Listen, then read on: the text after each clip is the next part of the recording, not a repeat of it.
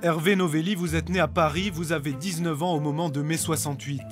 Étudiant en économie à Dauphine, vous vous engagez en politique à l'extrême droite, par anticommunisme et tradition familiale, expliquez-vous. Dans les années 70, vous êtes membre de groupuscules comme Occident, le GUD, de ceux qui réclament le retour à l'ordre et tissent des liens avec le patronat. Patron, vous le devenez en 1983 après le décès de votre père. À 33 ans, vous héritez de la présidence de Janton, la PME familiale spécialisée dans le paramédical, basée à Richelieu.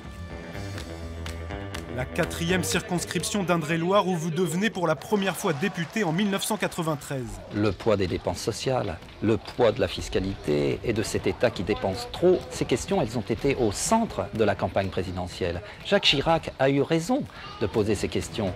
Vous êtes alors membre du Parti républicain puis de l'UDF et son courant très libéral présidé par Alain Madelin, dont vous avez été chef de cabinet au ministère de l'Industrie en 1986.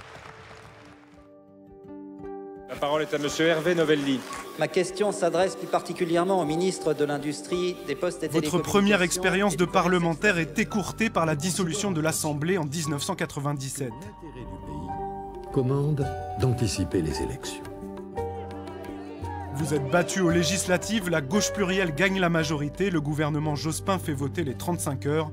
Vous cumulez d'autres mandats, devenez vice-président du Conseil général d'Indre-et-Loire, en même temps que député européen.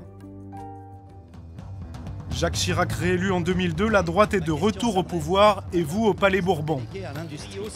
À l'Assemblée, vous êtes à l'origine de la commission d'enquête sur les conséquences des 35 heures. Vous préconisez l'assouplissement de la loi sur le partage du travail.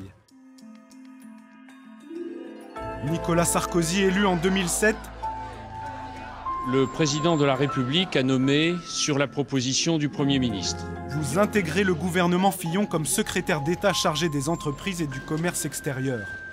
Un an plus tard, vous êtes à l'origine de la loi de modernisation de l'économie qui crée le statut d'auto-entrepreneur. Succès immédiat, 145 000 personnes l'adoptent en 6 mois. Censé exalter l'esprit d'entreprise, son bilan est contrasté, le revenu moyen des auto-entrepreneurs est inférieur au RSA. En 2012, vous perdez votre siège de député et restez sur un fiasco électoral en 2017, la campagne désastreuse de François Fillon à la présidentielle et une défaite face à la candidate La République En Marche dans votre circonscription aux législatives.